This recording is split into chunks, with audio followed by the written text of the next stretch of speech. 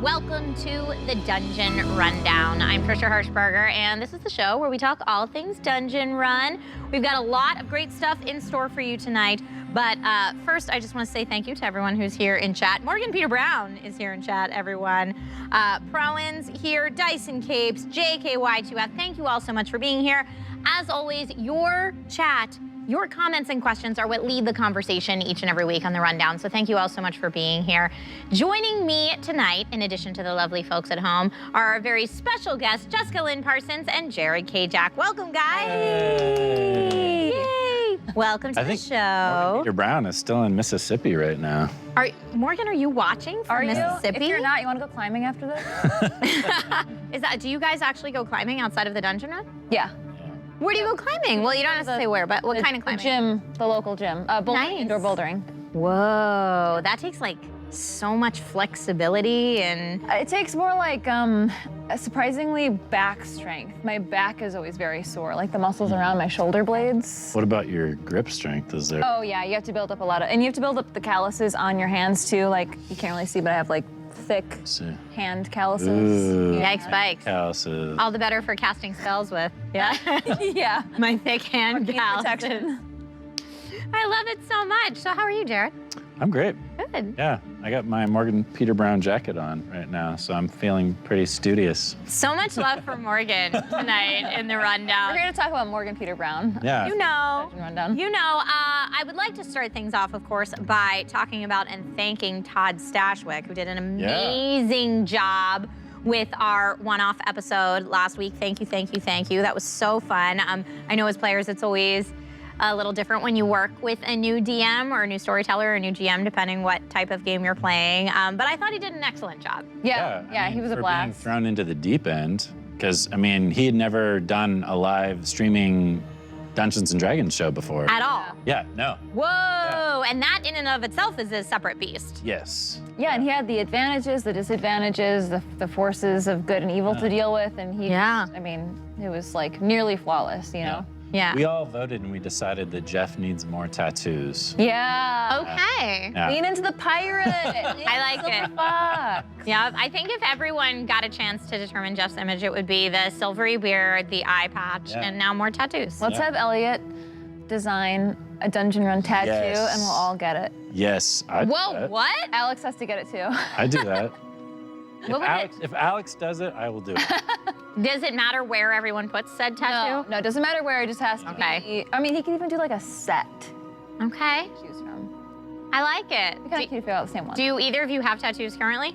She does, I do not. So it would be a first tattoo for you. That's a very big deal. Be huge. Yeah. Yeah, I'd have to get it somewhere where it doesn't show, because every audition I go on tends to be like clean cut Well, I mean, businessman or whatever, so. I have mine on my shoulder and. Right, so it can be covered. That's what I'm saying. Yeah, it only Like I shows when I can't have get a tank neck tops. tattoo or hand. Why would you Dude, get if a you neck got tattoo? a neck Dungeon Run tattoo, that would be so hardcore. Oh my God.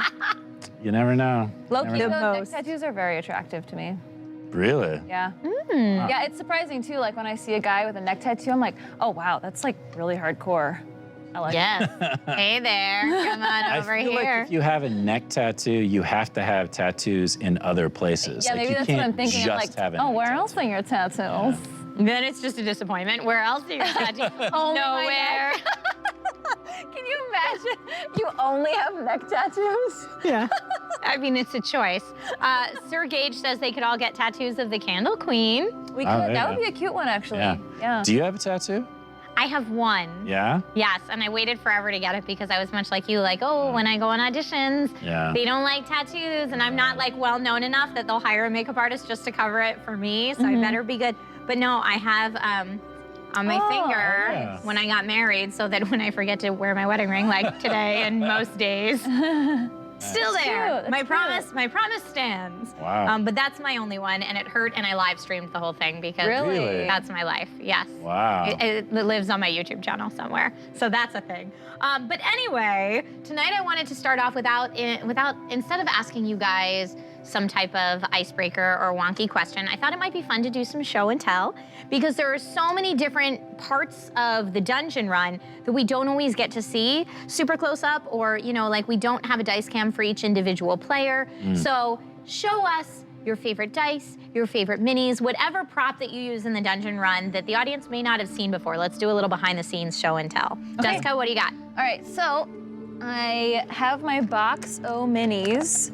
So in here I have my flaming sphere. You haven't pulled that one out in a while. I know. Well, it's not super effective. Is that scale, like to scale of what a flaming sphere area of effect would be?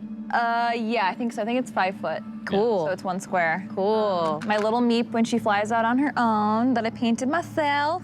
And then all the rest of these are my fire elementals. This box that you can't really see. Sooner or later, you're gonna have to get like the big fire elemental too, right? Yeah, but I mean, this spell I've only cast once for flavor. I haven't even been able to use it in battle yet. I've had it for, Yeah, I think Civ's several gonna weeks. give up on trying to get everyone else to sneak with him because that did not go well.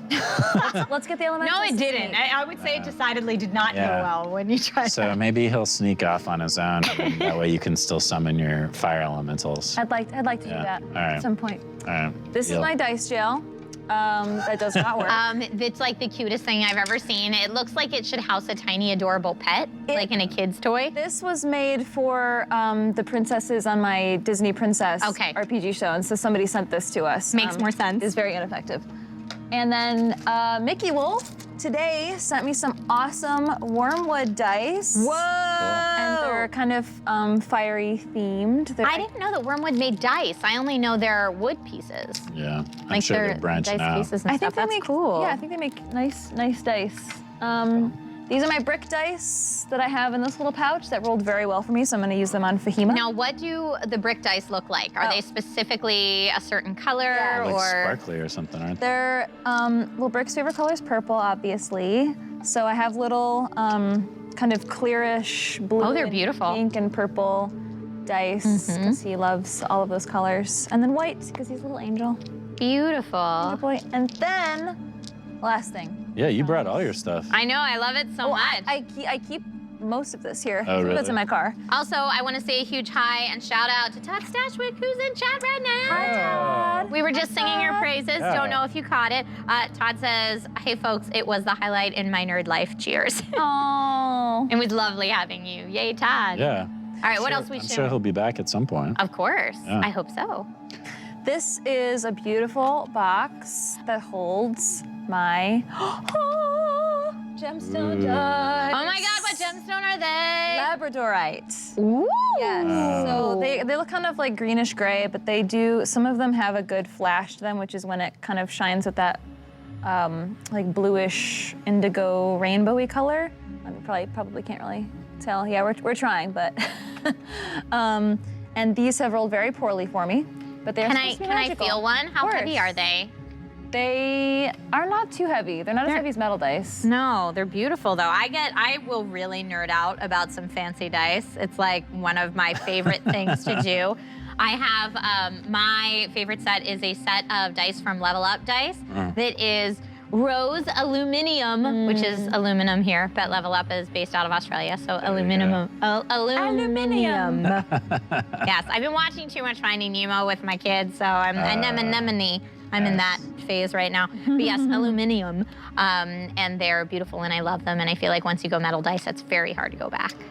My original. Oh, those are my dice right there. Oh, there you That's go. what they look like. Those are my babies. Beautiful. Yes, they're very nice. And those are heavy. They're very heavy. Well, they're aluminum, so they're not as heavy as some others. But if everyone would like to geek out with some dice with me, this was a picture I took at, I think, WonderCon a few years ago of some dice on display at Level Up Dice booth. And these are all some of their fancier sets. So, I mean, if you look at that realistically, that's probably a few $1,000s worth of dice at least. Oh, yeah.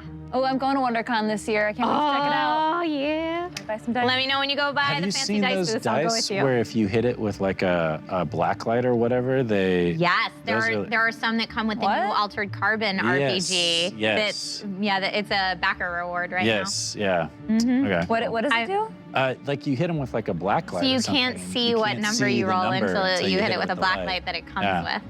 What? Yes. Very high tech Super and fancy. sci-fi. Very sci-fi. Perfect for Would the world of would altered not carbon. work well for our show. We are taking nerdism to a whole new level. I love it. So speaking of that, Jared, what do you have to show? I didn't bring all of my stuff. Well, you said your dice are cursed that you keep here, right? Yes. So Well, and he normally shows up to set with like 14 boxes of minis. yeah. I mean, I didn't know Guess we were not doing today. show and tell. So these are the giveaway that we had for the trivia that we did on Friday, Yay! which went awesome. Where did you do the trivia for people that missed it? We did it on Caffeine, on Zan's On Zan's stream. Caffeine. Yes. Got it. And it was from like 3 to 5 o'clock. And we didn't know how long it was gonna take. And so we were like, hey, maybe we need to buffer it and like play some video games or something towards the end. We spent the entire time doing Q&A, and then, which wasn't very long, and then nothing but trivia, because people were diehard, like ruthless. I know. I see Changebox, Gorbin Plate, Yeah. Spider-Man are all in chat right now saying so bummed that they missed it. Yeah, well, Maybe we'll do a couple trivia questions. We'll do it again for sure. Tonight just for you guys. Need some VOD when we do that kind of stuff. Totally, totally. So, first place for the trivia contest won a T-shirt signed by the whole cast, including Lord Airband, who may or may not be Zand, because that's a thing. No one knows for sure. Yeah. Second place, Ron printed out these really cool minis of our new minis. Yay, Ron! So there's Ugo, there's James, there's Civ, and these are miniatures that the cast designed and then sent to Ron, who's pretty handy with a 3D printer. I love it so much. It's Fahuli. There you go. And he printed them out and then painted them gold. So yeah, that's second place. Now, is painting them gold like just, is that like a base for other colors, or they're going to live gold permanently? These are gonna live gold. Okay. Yeah, but I mean, he'll paint them however you want as Yeah. part of his Etsy shop. They look beautiful gold. I just didn't know if gold Yeah. was like a common primer. I've never painted my own minifigs, so I don't know. Really? Yeah. You've never painted? I've never painted Oh, figs, I all right. know. And all the deep nerd rabbit holes that I Yeah. will go down. That is not one that I have Surprising. before. I would, I just haven't. You'll You still could be go able on- to do it in the 3D printing through Yeah. Hero Forge. Like Yeah. just design it on the internet and then. And they just print it in Print it. color You've seen for that, you. right? I know, Like the I've seen that. Kickstarter? They're Kickstartering that, and it's amazing. Yeah. I've ordered Hero Forge minis before and then sent them out to be painted. It's my dirty secret. Don't judge me. I send them out to be painted. Well, I mean, that's something that Ron can do for you too, because It's he's true. starting to stream his painting that he does as well, his mini paint. That's so cool. Yeah. That's so cool. And then the last thing is one person, we wanted to give away a prize to some random person. If they didn't know, all the Dungeon Run trivia, they could still win something. I have a set of similar dice. So these are the dice that I used for Helvengard and for our home game, my home game, where Ron runs it, and they rolled terribly. So this is Civ's set of cursed dice number 2, also known as Helvengard's cursed Should I dice. get rid of my cursed dice? Oh my as well? God, I love it. Okay, maybe So those are going out to a fan as well. Oh man, White Tiger Angel says, I got my mini from Ron today. I There you love go. them. Yay! Yeah. That is so cool. So, okay, you mentioned, Jared, doing this trivia Yes. on Zan's Caffeine stream. Yes, and I happen to have all of the questions right here. Would you mind gracing Yes. us with some for the people Yes. who missed it? Let's go through all of them right now, shall we? I'm ready. No, I'm kidding. So I got some from Jessica, some from Jeff. Everybody gave me a few, and then I wrote out a bunch myself. And then I also had some general D&D questions. Okay. And then the way we did it is the first person to answer, very first person to answer, and there were some people that were answering these before I even finished reading the question, that's how good they were, would get a point. And then we started throwing points out left and right, because that's how Zan and I roll. So what's a good one? Okay, so here's an easy one. What magical item did Civ carelessly throw only to have it return a couple episodes Boomerang. later? And see, that's what would happen when we were doing it, is people would respond. People are throwing it out. So, Yep, false bonus- star right away, boomerang Yeah, in so chat. bonus question, don't answer this. What was the name on the side of the magic boomerang? Oh, I was just about to say it. The what on the side? Name on the side of the magic boomerang. There was a name written on the actual boomerang. Lots of people in chat know what it is. I see Corbin Play, Gallo Fury, JKY2F, Ben 22-193. Everybody's saying Jerry Trader. Yeah, Some people are Jerry saying Trainer. Trainer or Trader. There's Jerry two Trainer. different. There we go. Yes. Jeremy. Yes. Fall Star says made in China.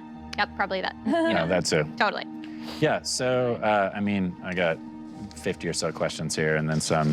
You guys, you want to do a generic D&D Sure. trivia? Okay. So, I love this question. What does FACO stand for? I know. Thaco. I know what it is. Wait, how do you spell it? THAC 0. 0, yeah. The heat and coolness heightens. See? I don't know what. This is what separates the old school people from the 5e people. Yep. It's 2-hit armor class 0. There you go. What? Yeah. It's the number you needed to roll to hit something that had a 0 armor class. Yeah. That's when math was much more intense. Yes, there was a lot more math, believe it or not, in D&D than what there is now. You know what game I hardcore played before D&D? The Sims. Lumbee Brazarm says ancient AD&D stuff. Yes, 100%. I love it. I love it too. I grew up on 2nd edition, so Nice. I'm totally fine with lots of different mathematical computations being in my combat Yeah. in D&D, and I got a little sad that other editions don't have that in there. Man, at some point I'm gonna be like you guys and be like, man, I really miss the days of 5e. That's how I learned. That's what I'm used to. Yep. Miss that about that. I wouldn't necessarily reminisce too much about the older editions other than like the memories of playing and, you know, creating Planescape's a characters. fantastic setting. Yeah, yeah. There's stuff like that that's It's really just- good about AD&D. I mean, the game mechanics were definitely flawed back then. 5e has fixed Yes, a I lot. would agree with that. And giving people the option of whether or not to track encumbrance and that kind of stuff, I think is Sure. very, very nice. I do think 5e is a great system to learn on Yeah. if you're just coming into it because of that flexibility. So if you have a DM that really wants you to count the weight of every single coin in your coin purse Right. to calculate your encumbrance, you can Yeah. totally do that. But if your DM doesn't want to worry about it, you also don't have to worry about it. I remember back in the day when wizards only had a D4 for their hit points. Wow. Yeah. That yeah, was brutal. Yeah, because Thief was D6. Yep. Uh-huh. And that's when wizards truly were squishy. So squishy. I mean, Fahima only has like 40-some hit points at level Yeah, but 7. that's- I mean, 40-something hit points. If you're a wizard, like you would have been like, Mage armor, mage armor, Yeah. mage armor. you would have been Yeah. like, you know, 15th level in old school D&D if you had 44 hit points. Fahima probably would have learned a lot more lessons by now if she had fewer hit points, because she's still like going straight into melee now, like whipping out her fire whip Yeah. and stabbing people, and she's just like, come at me, and nothing ever happens. Well, don't say that. Jess. Yeah, now you Jess knock gonna on kill some us. wood on these chairs. Look, you still don't care. You're like, whatever, caution to the wind. So let's talk about your characters from last week. Let's talk about Brick. Let's talk about Sir Helvengard. And just for a refresher for everyone, let's take a look at you guys reintroducing your characters from last week's episode. So please reintroduce who you're playing to the good people out there in TV streaming land. Not We don't have enough time. I have a few pages that I prepared. Sir Helvengard Devengoff V is a tall, brawny, broad-chested, heavily armed and armored knight, complete with a barded black stallion warhorse named Justice. Under his plumed helm, he shows his smooth alabaster skin, his square jaw, and his perfect chin, complete with dimple. He sports a Prince Valiant haircut, as well as perfectly trimmed sideburns. Strong hands wield a teardrop shield and lance. And he's also quite good with the law, in case you need legal help. Wow. Are we doing our voices? Do it. Okay. You want? My name's Brick, and I'm a 7-year-old boy. I'm chubby, and I look like an angel, and I have purple glowing socks. And Sir Hel is my best friend. The end. I thought I'd prepared myself for the return of Brick, and it's just not there. I like how an angel's best friend's name is Hell. I like that. So deep. That works for me.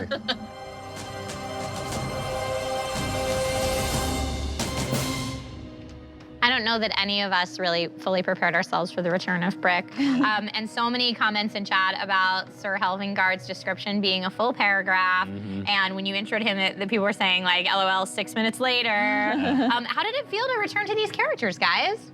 Good. I love Brick. It was nice. It was very refreshing. I mean, Civ is such a like tortured, like emotional. I don't know. He's just. He's a lot, to be honest. And Helvingard is just refreshingly cool, you know? He doesn't fear anything. And I think Civ lives with a lot of like, I want to make the right choice. I want to make everything turns out perfectly. I don't want to, you know, endanger anyone or risk too much. Which is not how I started him out when I first started, you know, role-playing him. But Helvingard, I mean, first thing he did was take off his armor, because we were inside, and then set his weapons down, and then we ended up fighting an owlbear out of the blue. And so I'm standing there with no armor and no weapons, and I'm just like, well, he would try to wrestle this thing, so And yeah. Brick was so impressed. Yeah, it was beyond foolish. So when you're creating a character like Civ versus creating a character like Sir Helvingard, how much does the fact that you know that it's only going to be a mini campaign or a one-off come into play, and how does that change your character creation? Yes, I think all of us, when we were writing or creating characters, and correct me if I'm wrong, when we were doing the Mending of Magic, or we thought of these characters like, oh, we're only going to do these characters for a few episodes.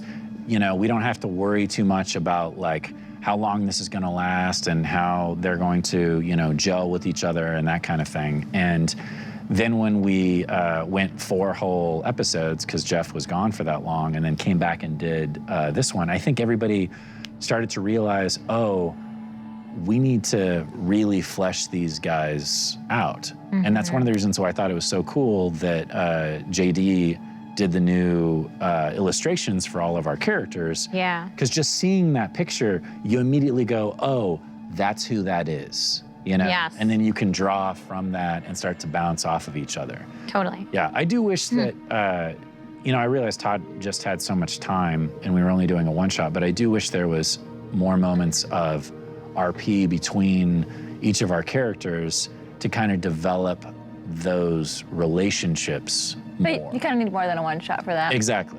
Yeah. Exactly. So Todd's just gonna have to come back so we can have an all RP episode. Do you hear that, Todd? You have to come back for an all RP episode.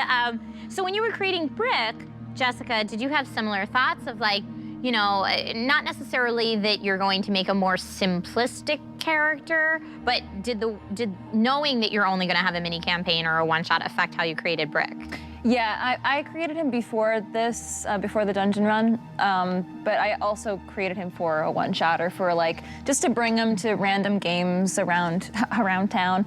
And yeah, he has a backstory that like, I put it in the Discord, but it wouldn't be revealed until like way, way far in a campaign. But, but that gave me freedom to just kind of like live in the moment with Brick and not worry about anything regarding his backstory. So he's easy to play. I think you actually told us some of Brick's backstory on the rundown after the Mending of Magic, because you were like, well, we're never gonna play him again, so I might as well tell you. And then we got a chance to play them again. Yeah, but he's easy to play in contrast to Fahima, because he has a very strong moral compass, and he's like, I don't know, I think of him as like your grandma, you know, like when is she ever gonna really condemn anyone? You know, that person has lived for too long and seen too many people live in the gray area between black and white. And that's just, I think, easier to play than someone who every moment is a discovery. So it's like the opposite of Fahima in a lot of ways. Yeah. Even though he's 7. I mean, kind of. Yeah. Like kind of 7. Yeah. So 7/7 million. So I thought it was so interesting that Todd found a way to bring back these characters after this whole Highmore 6 adventure. How did it feel jumping back into these characters and then taking this huge event that had happened to your characters in the past that you hadn't role played through and just kind of yes-ending that? Yeah, I mean, it's just, to me, it's just straight up improv. Yeah. So when Todd did a great job of, and I know there was a lot of exposition at the top of that episode. Which I thought was so cool, by the way. I kind of feel like, to his credit, I think he knew going into this, I have to establish all of these things for this to work, because if we role play out all of that, Right. or if I'm just like lecturing the players instead of just reading it off like a story, which kind of fits into the theme of what he was going for his one shot, it gives us a place to build from. It gives us the base. Yeah. Yeah. It was very reminiscent of like Princess Bride to me. Like, you know, we're gonna start out telling a story and then we're gonna jump into our adventure. Or old school Dungeons and Dragons where you have a module. Yeah, module good at call. the You beginning read a of it. big thing at the beginning. It's all exposition. Yes. Like, okay, here you go. Well, like the quest books now for 5e are the same thing as a module. Yes. Yeah. We're just using old people terminology. It's cool. You're so old. Don't mind us. But no, I mean, this adventure, once it got started, it started strong. So let's take a moment and look at the surprise owlbear that shot into the game. They're just exquisite desserts, and she invites you all to dig in when, boom! The lights go out. All the windows open and wind blows throughout all the candles in the room. And then you hear upstairs, and then you're there and you come face to face Oh boy. with that. Is that an owl bear? And the boy's name is Dido. Dido. All right, this is really stupid, and I would never normally do this. Go on. I'm gonna get right in front of the owlbear, my hands up, and say, Dido, it's us. We've come to help you. Please, return to us. We mean you no harm. And I'm saying this in like... Right, I want you to roll me a Persuasion? performance. Performance, okay. Ooh, not bad. Performance 18. Okay, so as you say that, you know, and he's still kind of drunk on your spell, he walks up to you and he just goes, "Swat!" And then owlbear spit is all over you. All right then. Oh God, what do I do? Heal or calm? Okay, I'm just gonna do the same thing again. I'm gonna try and calm this animal down again, because with the way you were talking to it, it was implying that he was. That's what Dido. that's what Helvengard thinks. It was a gamble. Yeah, and I definitely believe you. Okay, Just believe great. everything you say, pretty much. And I love that. Okay. I go, Hey, you're being a bad boy, and it's time to take a nap. Okay? calm emotions.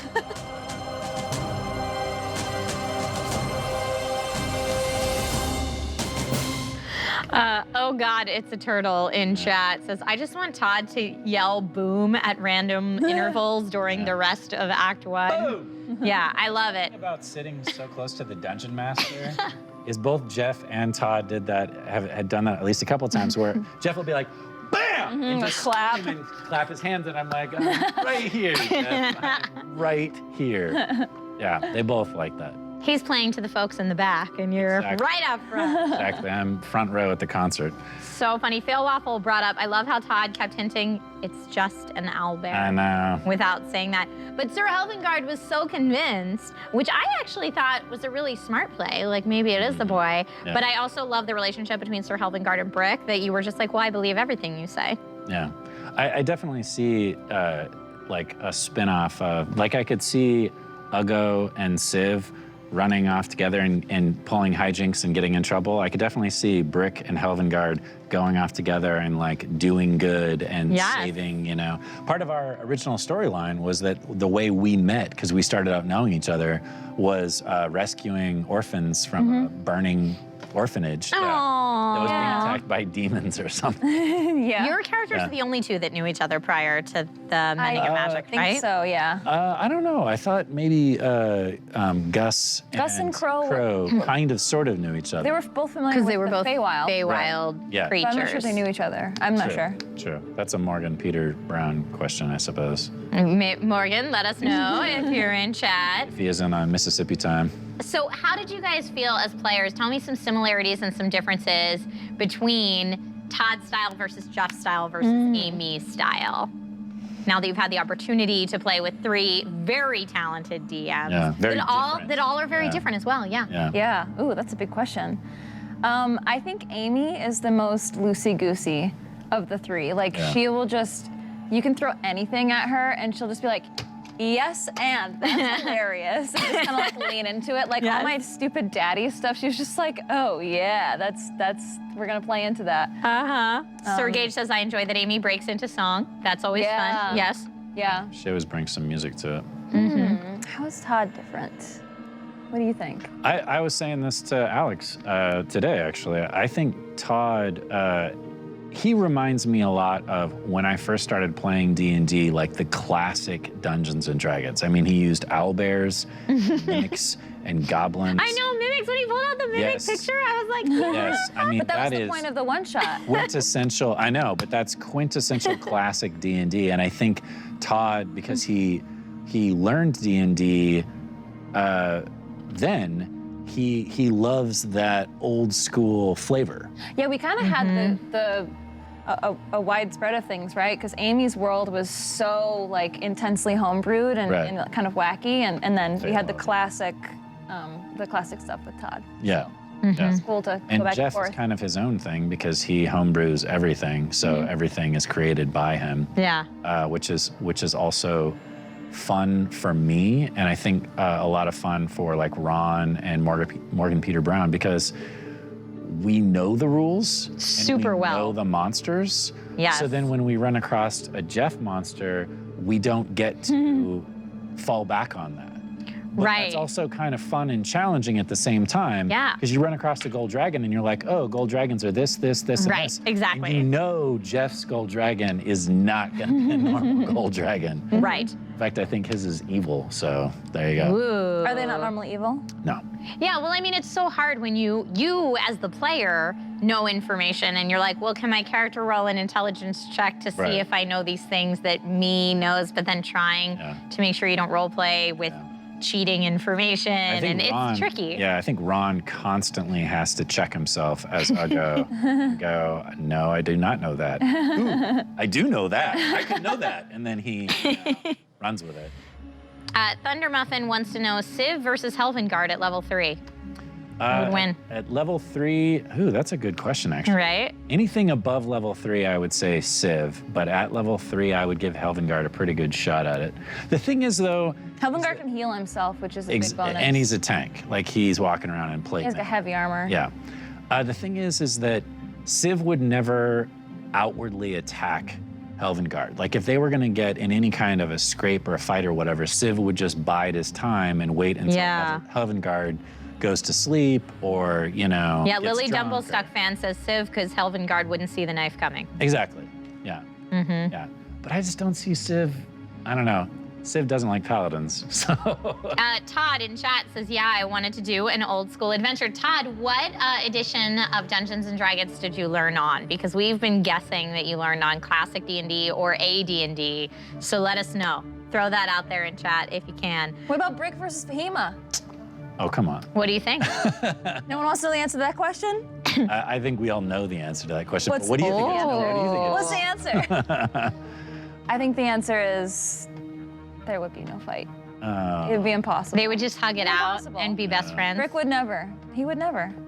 So Fahima would just turn evil and scorch him. I guess. Or Brick would just be like, Fire Daddy. and just hug her. Okay, so what about this? Here's a hypothetical. What about the pain bows? Yeah, What about the Painbows? I mean, they're pretty intense. yeah, they're pretty nasty.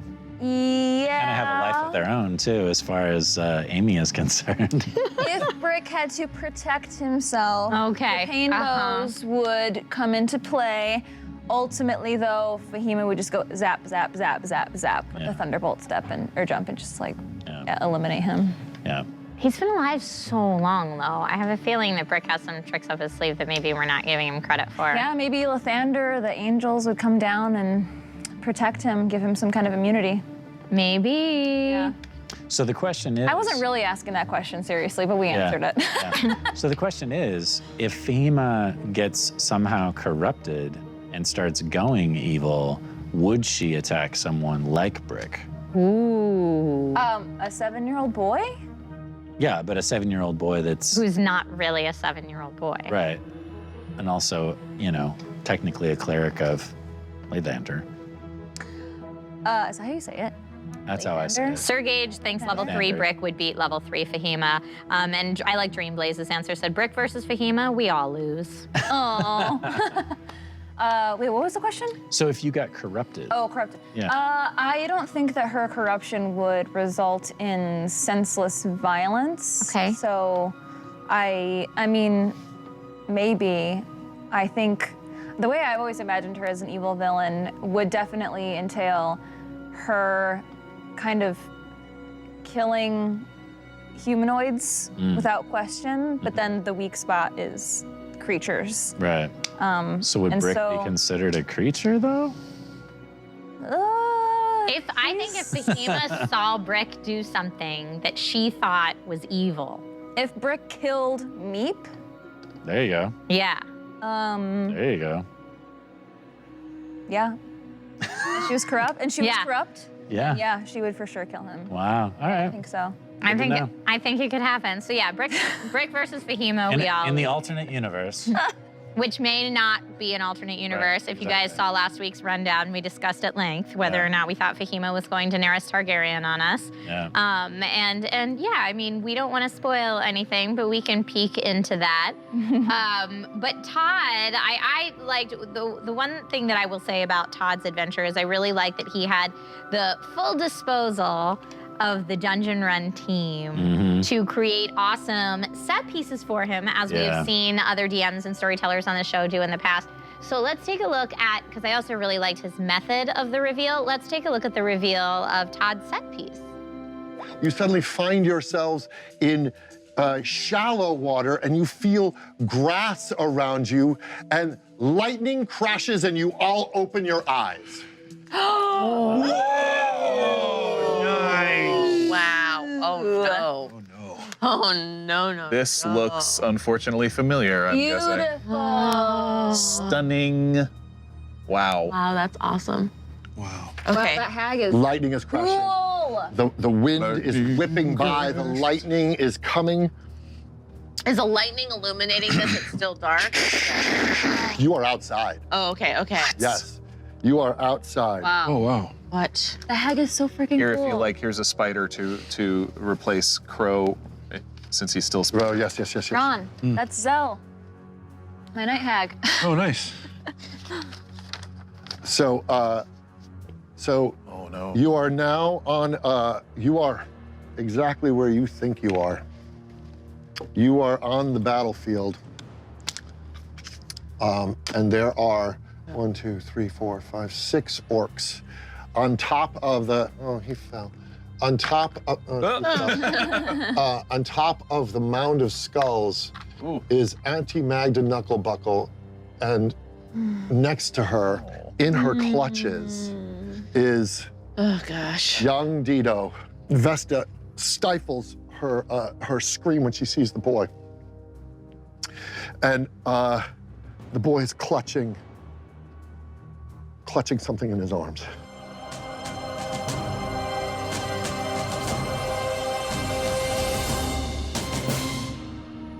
I love that you guys all had to close your eyes and like had that big reveal moment. Well done, Todd.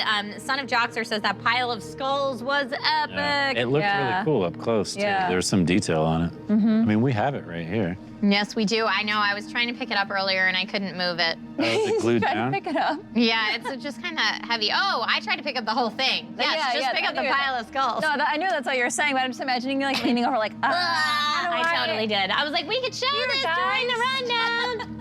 Can we get a close up on that? Yeah, that is Pile of so skulls. cool. So epic and cool and creepy-tastic. Yes, pet the This skulls, feels like Jessica. a QVC all of a sudden. And you can get this pile of skulls on sale today for just $34.99. I don't know. Washed. Never been washed, and that's a selling feature.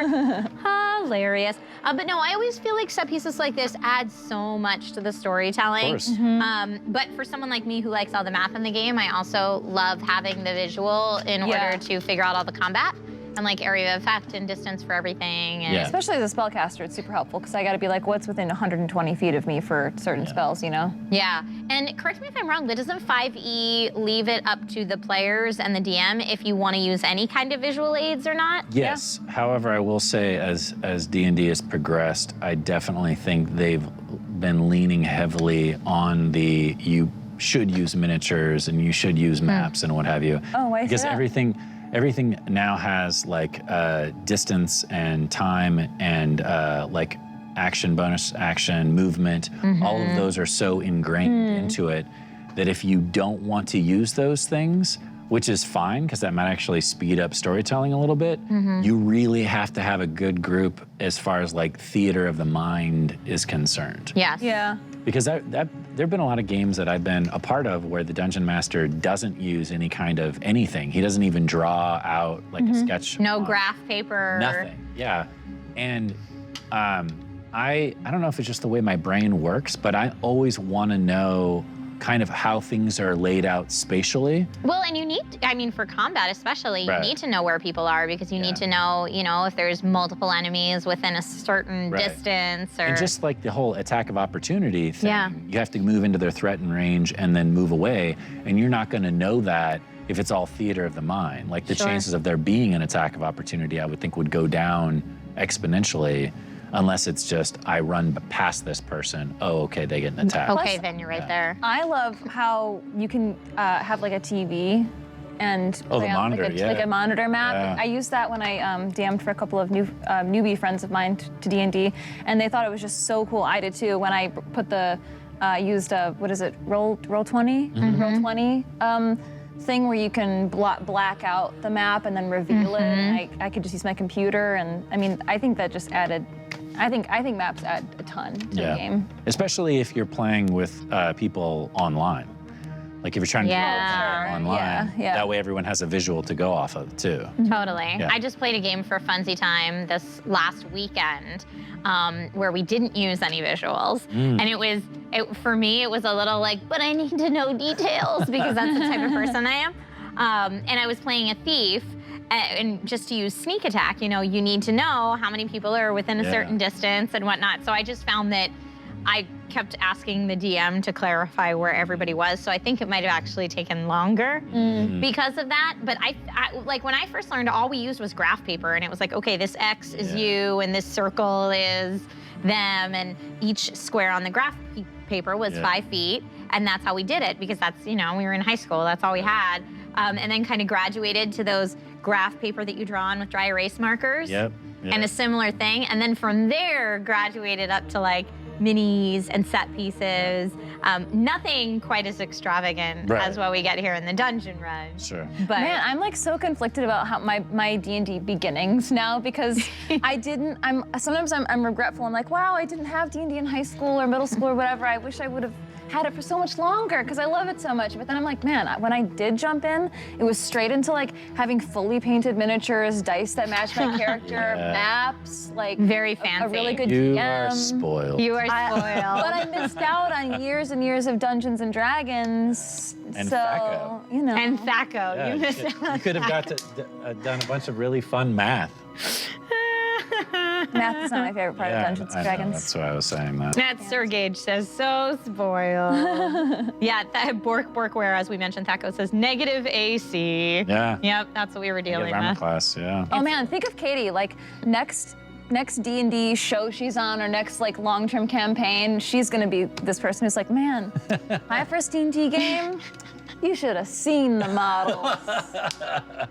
You should have seen the miniatures. Watch, we'll have like moving minis within 5 or 10 years that actually Or they'll just do be stuff. they'll just be like holograms. You like use an app to move it across the map, like 30 That's feet, actually what's the range? a great idea. Yeah. That's a really good idea. You should build the app? Yeah. Do it now. You'll be the next generation of visuals in D&D. Just learn how to code apps real quick. There you go. Perfect. But seriously, I felt like that added so much to the adventure, and it's Totally. always fun to see how everybody else does their home games.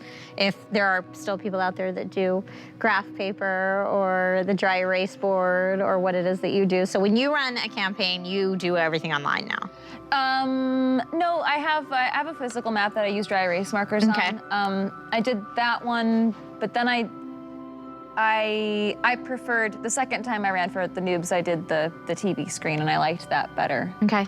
Jessica actually ran a game for Katie and myself and a couple of other people, but it was 10 Candles. Have you ever heard of that? Oh, I have heard of that. Yeah. I have done some 10 Candles roleplay Yeah. over with the Geek and Sundry folks. Oh, nice. Mm-hmm. Yeah, it was my second time jamming, and I screwed up some stuff. And you chose 10 Candles for your second won. time? No, jam? my second time jamming 10 candles. Oh, okay. Yeah.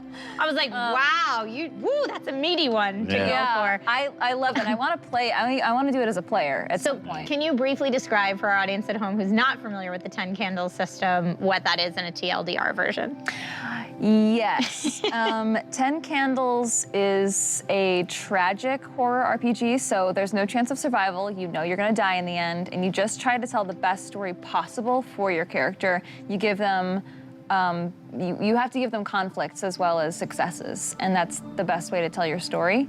And the basics of the mechanics are, if you successfully roll, you get to continue telling your story collaboratively. If you fail a roll, candles go out, scenes end, and it progressively gets faster and faster, and the GM gains more and more control over the narrative.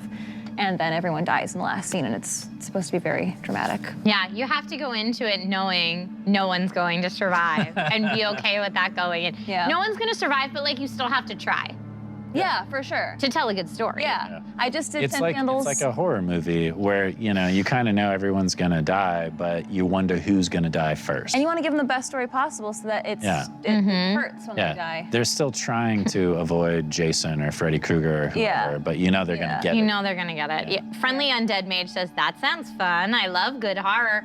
Definitely look into it. You'll probably have a good time. Yeah. All right, so we are rapidly running out of time in the Dungeon Rundown, but I want to take us back to the last episode that our Heroes of Bingle were in. And just to recap where we left off, whew, Morgan and Jeff, this was quite an ending. Let's take a look at this. Oh, God. So everybody goes to sleep. Man, I really, okay. What do you want to do? Tell me what you want to do. I cast Mage Arm before I go to sleep. Last thing Last thing. before going to sleep Yeah. is James is feeling pissed off and casts Sending to Urtenfurt.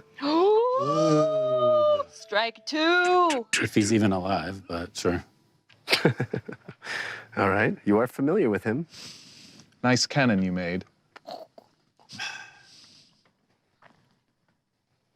We've got your armored orc.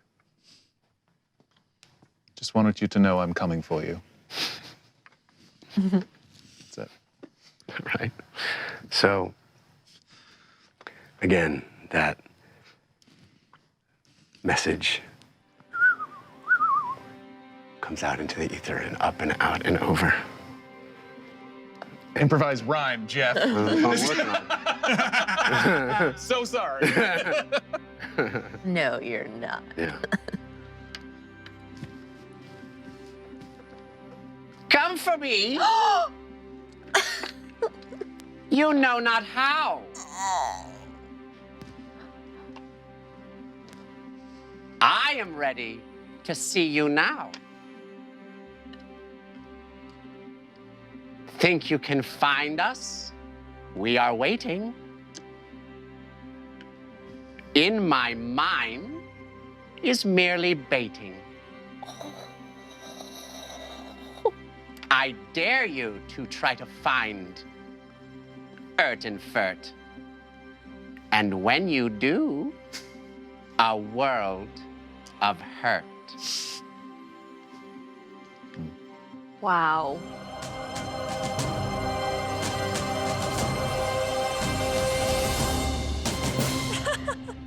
Both your faces were amazing during that last clip. I liked, Sean Patrick in chat said, hey Jeff, rhyme right now, go. And then Jeff, hold my beer, which is 100% how that went down.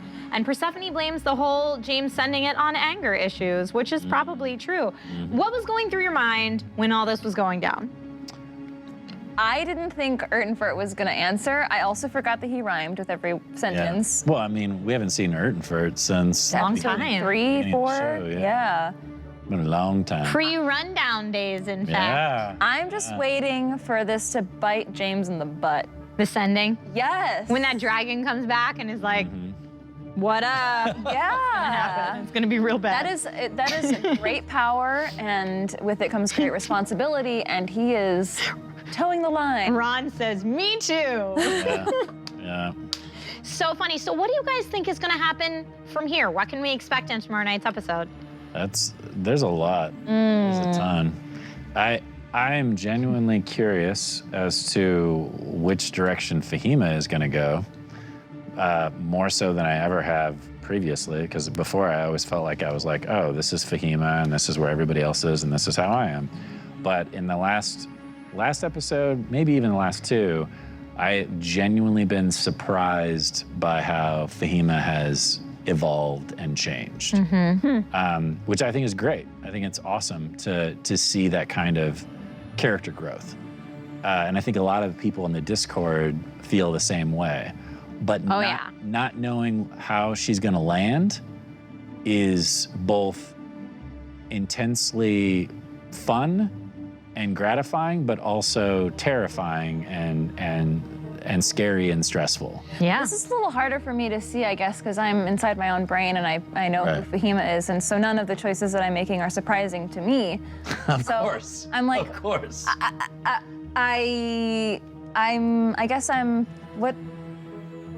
What's worst case scenario? Where do you think she could go? There's a lot of worst case scenarios. There's a lot I think of bad, terrible I would things that could say, happen. I think one of the worst things that could happen to Fahima is that she gets way too power drunk and way too much of that kind of like comic book anti-hero of I decide what's right and wrong and I'm powerful enough to decide it instantaneously and screw everybody else's opinion because I trust me, and you know what I mean? That's when I say like when she gets to like if she got to the Daenerys Targaryen or maybe the Punisher is a more accurate analogy, but just someone who has a lot of power, is very confident in that and is very confident in their own moral right and wrong. And so they refuse to see any of their sides because they've acted hastily and now it's done. I think that's kind of the scary direction, maybe.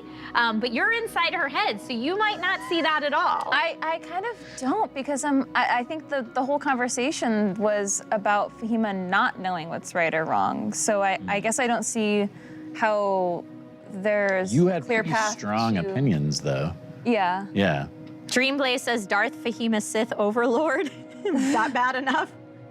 I think that's where people could see it going on that side. Brandon Nerd says Fahima was pretty sure that guy should die. Yeah. I'm also genuinely interested to see how the Dwarf King is going to react to us doing his bidding.